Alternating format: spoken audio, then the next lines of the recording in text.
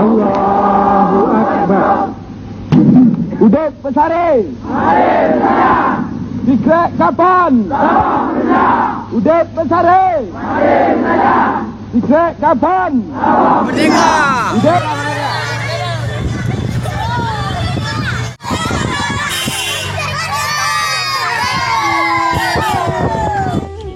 4 Desember 2020. Mengingat negeri Aceh sebelum dicaplok secara ilegal oleh kolonial merupakan negeri superpower di kawasan Asia Tenggara.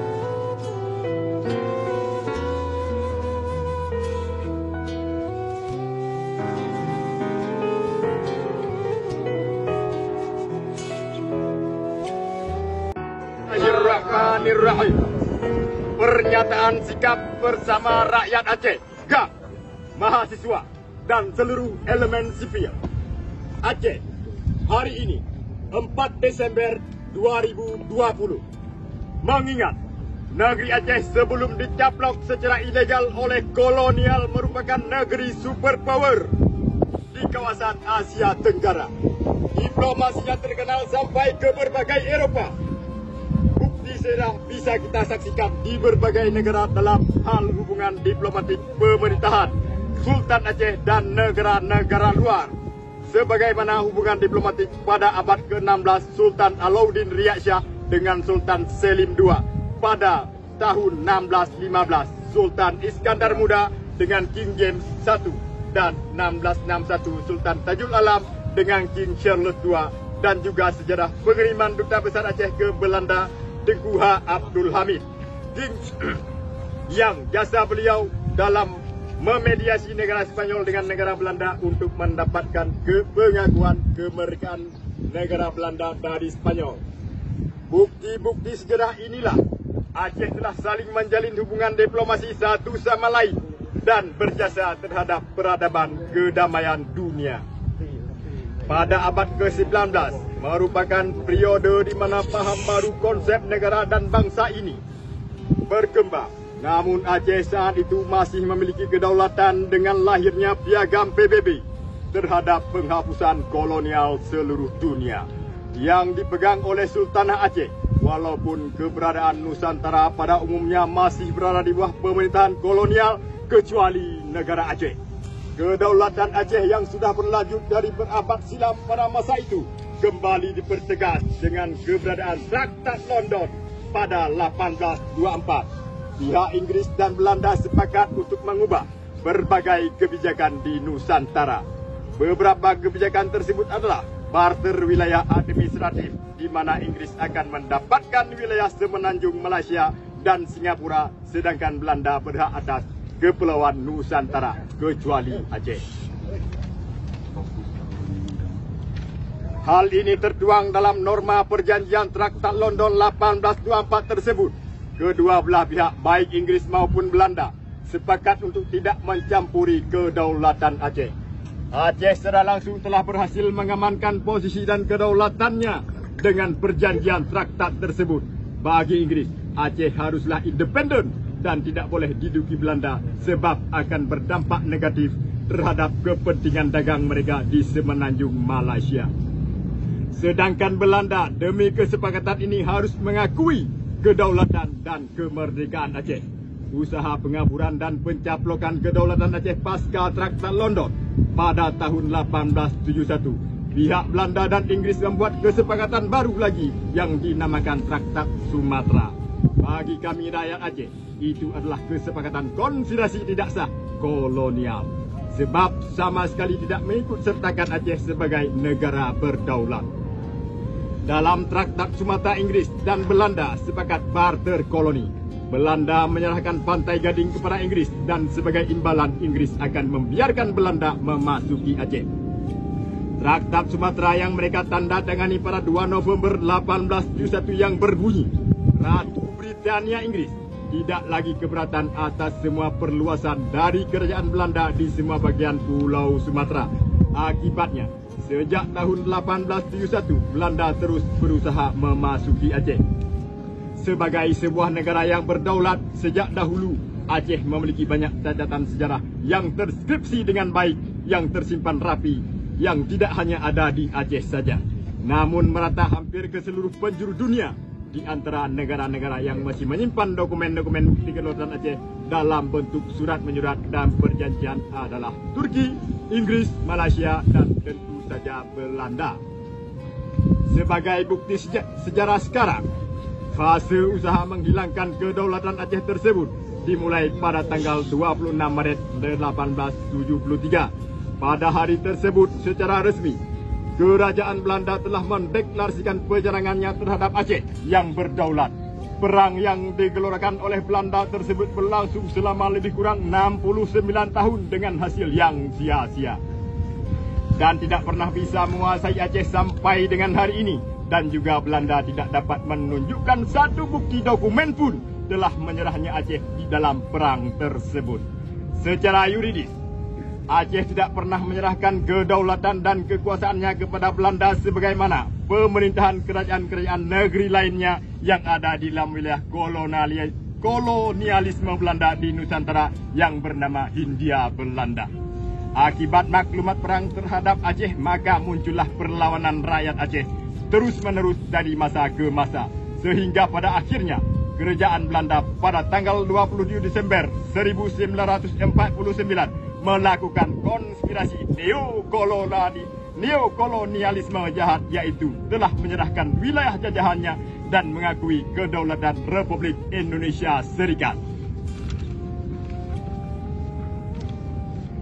Di mana dalam keanggotaan negara bagian RIS tersebut yang terdiri dari negara Republik Indonesia, Daerah Istimewa Kalimantan, Daerah Istimewa Kalimantan Barat, Negara Indonesia Timur, Negara Madura, Daerah Banjar, Bangka Belitung, Dayak Besar, Jawa Tengah, Negara Jawa Timur, Kalimantan Tenggara, Kalimantan Timur, Negara Pasundan, Riau, Negara Sumatera Selatan, dan Negara Sumatera Timur. Hal ini sesuai dengan Perjanjian Renville 17 Januari 1948. Maka secara de facto dan de jure, Republik Indonesia Serikat yang telah diakui dan diserahkan kedaulatannya oleh Kerajaan Belanda dengan namanya Wilayah Hindia Belanda yang ditulis oleh Saudara Rashid, ternyata dalam fakta dan buktinya adalah Republik Indonesia Serikat yang terdiri dari 16 negara bagian RIS.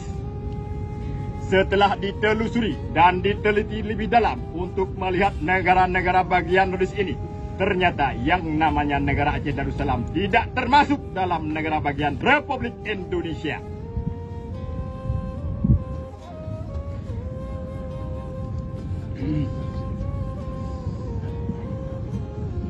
Dan tidak juga masuk dalam tubuh negara Republik Indonesia menurut Perjanjian Renville 17 Januari 1948. Dengan demikian fakta sejarah karena tidak adanya negeri Aceh secara de facto dan de jure kepada dalam Republik Indonesia Serikat dan juga ke dalam Republik Indonesia. Dengan ini membuktikan bahwa negeri Aceh adalah berada di luar wilayah de facto dan de jure Republik Indonesia Serikat dan juga Republik Indonesia. Fakta menurut Perjanjian Renville 17 Januari 1948.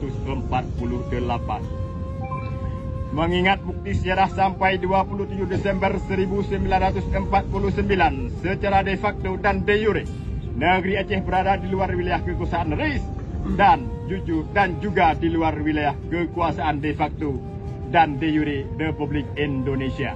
Artinya, negeri Aceh secara de facto dan de jure masih berdiri sendiri. Sedangkan perihal masuknya Republik Indonesia menjadi anggota negara bagian RIS terjadi setelah penandatangani Piagam Konstitusi RIS pada tanggal 14 Desember 1949. Setelah RIS diakui dan diserahkan kedaulatannya oleh Kerajaan Belanda pada 27 Desember 1949, maka kesimpulannya Soekarno tidak lagi berkuasa atas nama Presiden dengan negara pada saat itu. Mengingat pejabat Presiden Republik Indonesia telah diserahkan oleh Soekarno kepada Mr. Saat pada tanggal 27 Desember 1949. Dan Soekarno berkuasa penuh atas nama Presiden Republik Indonesia Serikat Dengan demikian, pencaplokan negeri Aceh yang dimaksudkan oleh Presiden Republik Indonesia Serikat Soekarno melalui peraturan pemerintah PP nomor 21/1950 pada tanggal 14 Agustus 1950 ke dalam Sumatera Utara tanpa adanya jajak pendapat atau persetujuan, keridaan dan keikhlasan seluruh rakyat Aceh dan pemimpin sah negeri Aceh. Adalah merupakan perbuatan konspirasi ilegal kolonial. Mengingat proses pemasukan negeri Aceh oleh Presiden Republik Indonesia Serikat Soekarno ke dalam tubuh negara Republik Indonesia yang merupakan negara bagian Republik Indonesia Serikat, inilah yang dinyatakan sebagai tindakan neokolonial yang ilegal dan sekaligus tindakan kejahatan dari pihak Presiden Republik Indonesia Serikat Soekarno.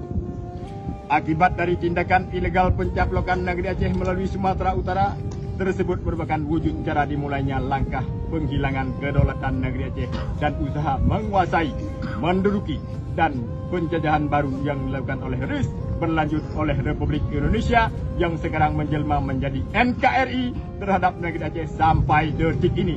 Inilah merupakan penyebab utama timbulnya konflik Aceh dari dulu sampai sekarang. Perihal perbuatan ini sangat bertentangan putusan resolusi 1514 dalam Sidang Umum Perserikatan Bangsa-Bangsa PBB pada tanggal 14 Desember 1960 dengan nama Pernyataan mengenai kewajiban pemberian kemerdekaan kepada negeri-negeri dan bangsa-bangsa terjajah.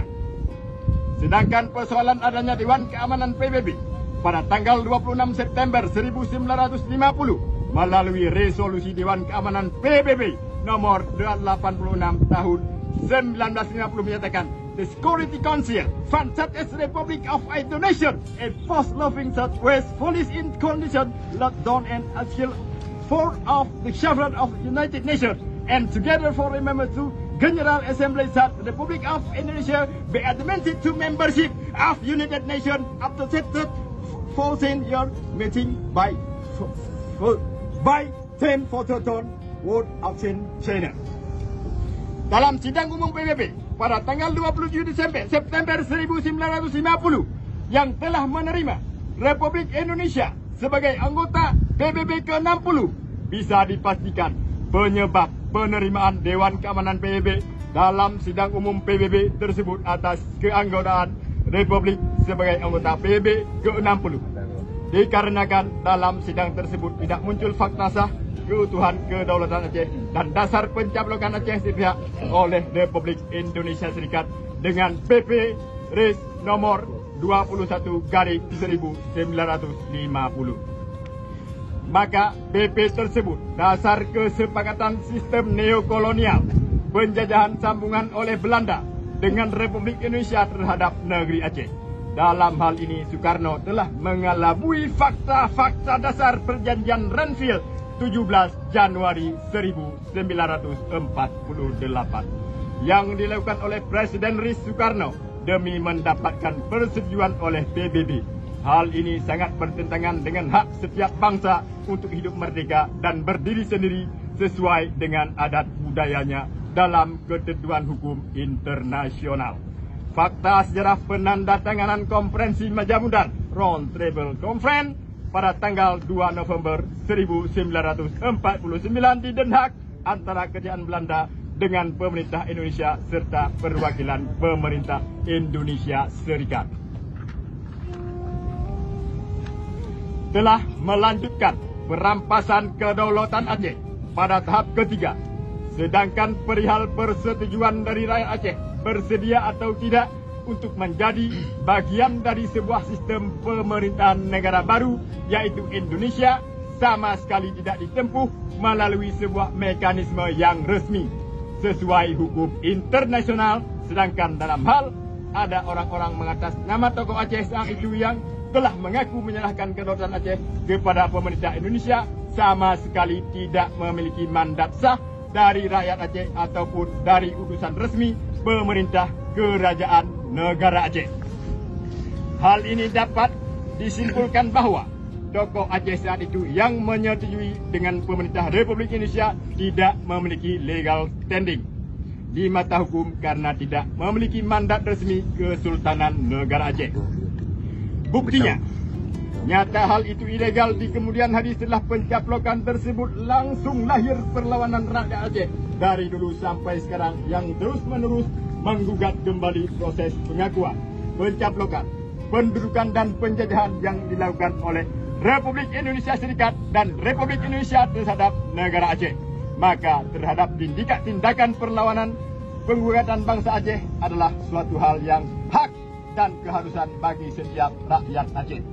Karena persoalan ilegal itulah akar utama penyebab timbulnya konflik Aceh dari dulu sampai saat ini.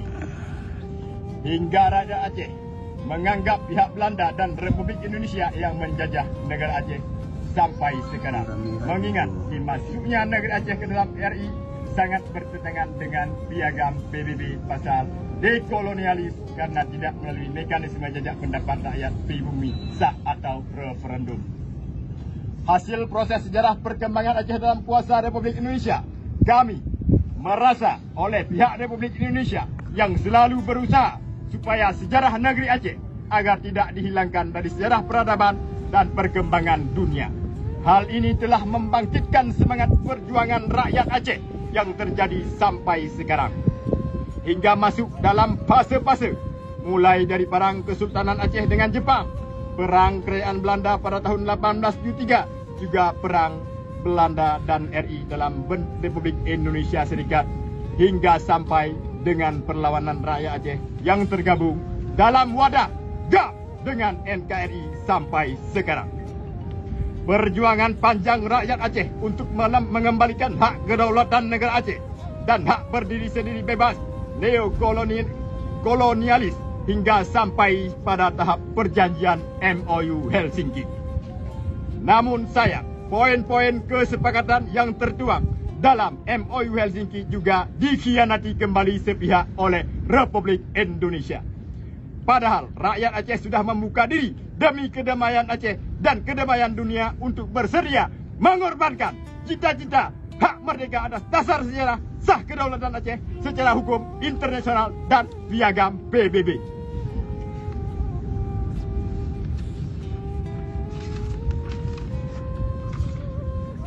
Pasca penandatanganan naskah damai RI dan GAP pada tahun 2005, Unit Tempur Rakyat Aceh TNA dalam wadah GAP sesuai poin kesepakatan diminta meleburkan diri dan senjatanya diserahkan kepada AMM. Salah satu badan yang dibentuk mediator perdamaian CMI, Uni Eropah dan ASEAN. Kemudian Aceh harus menerima beberapa kesepakatan yang mencakup pengolahan pemerintahan sendiri yang setara dalam pemerintah. Dengan adanya pembahagian kewenangan, hanya 6 lagi kewenangan pemerintah Republik Indonesia di Aceh yang selebihnya menjadi kewenangan Aceh. Kewenangan pemerintah Republik Indonesia di Aceh sesuai kesepakatan MOU poin 112 huruf A dalam bidang hubungan luar negeri, pertahanan luar, keamanan nasional dan hal ikhwal moneter dan fiskal, kekuasaan kehakiman dan kebebasan beragama. Sedangkan kewenangan pemerintah Aceh meliputi Aceh akan melaksanakan kewenangannya dalam semua sektor publik yang akan diselenggarakan bersamaan dengan administrasi sipil dan peradilan. Namun setelah berjalan 15 tahun kesepakatan perjanjian ini, kembali pemerintah Republik Indonesia mengkhianati sepihak terhadap poin-poin kesepakatan tersebut, bermula dengan meratifikasi seutuhnya poin-poin MOU ke dalam undang-undang baru bagi Aceh. Untuk bentuk dan penjelasan poin-poin MOU yang telah terkhianati secara terstruktur dan masif, turut kami lampirkan di lembaran lampiran pernyataan sikap dua ini sebagai bahan pertimbangan. Ini yang telah terkhianati. Akibat pihak mediator tidak menjalankan mandatnya sampai selesai dan RI mengkhianati pihak poin-poin MOU sebagaimana tersebut dalam lampiran, mengakibatkan Aceh kembali kehilangan haknya yang tertuang dalam kesepakatan perjanjian tersebut. Hal ini bisa mengancam keutuhan perdamaian sehingga kepercayaan yang mulai tumbuh dari rakyat Aceh untuk hidup bersama dalam NKRI kembali terkikis. dan ingatan masyarakat Aceh terhadap sejarah perjuangan hak kedaulatan Aceh dalam hidup mandiri dan berdiri sendiri yang bebas dari sistem kolonialis kembali bergelora dan muncul. Menanggapi kondisi perkembangan politik seluruh Nusantara dalam kekuasaan kolonial Belanda, Republik Indonesia Serikat, Republik Indonesia dan NKRI, dan khususnya kondisi Aceh pasca MOU yang telah terkhianati sepihak, maka pada hari ini kami rakyat Aceh, GAP, mahasiswa dan seluruh elemen sipil menyatakan sikap sebagai berikut. 1. Meminta kepada semua pihak yang pernah terlibat dalam penanggung jawab atas seluruh perjanjian dan pernyataan yang menyangkut perkembangan Aceh tentang kedaulatan Aceh dari masa dulu dan perjuangan rakyat Aceh sampai sekarang, supaya komitmen terhadap memenuhi janji dan bertanggung jawab atas pernyataan.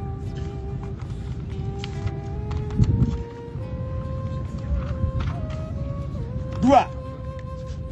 Kami, rakyat Aceh, meminta kepada Belanda supaya mencabut maklumat perang terhadap Aceh dan juga berharap kepada Inggris dengan Belanda kembali bersikap menghormati perjanjian Traktat London 1824 terhadap kedaulatan Aceh dan memohon maaf terhadap perbuatan kolonial yang telah sepihak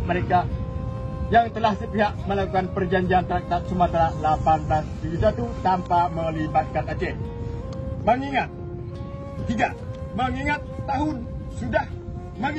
15 tahun sudah poin-poin MOU Helsinki tidak diratifikasi utuh dalam sistem undang-undang dan telah dikhianati pihak oleh pemerintah Republik Indonesia, maka demi bukti rakyat Aceh, bahagian dari masyarakat internasional yang cinta damai dan tidak sukar dengan perang, meminta segera kepada pihak CMI, Uni Eropa dan ASEAN untuk segera menyeret kembali kasus konflik Aceh ini ke meja perundingan kembali.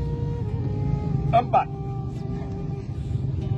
Kami rakyat Aceh meminta kepada PBB agar meninjau kembali keabsahan perbuatan konspirasi neokolonialisme Republik Indonesia Serikat terhadap keabsahan konferensi meja bundar Round Table Conference pada tanggal 2 November 1949 di Den Haag antara kerajaan Belanda dengan pemerintah Indonesia serta perwakilan pemerintah Indonesia Serikat, dan keabsahan mengeluarkan PP RIS nomor 21/1950 pada tanggal 14 Agustus 1950 yang telah mencaplok Aceh ke dalam Sumatera Utara tanpa adanya jajak pendapat persetujuan rakyat Aceh, juga keabsahan Belanda yang bahagian sekuturis menyerahkan negeri jajahannya bukan kepada pemilik pribumi asli yang sah, agar disesuaikan kembali dengan artikel 5 dari resolusi PBB 1514.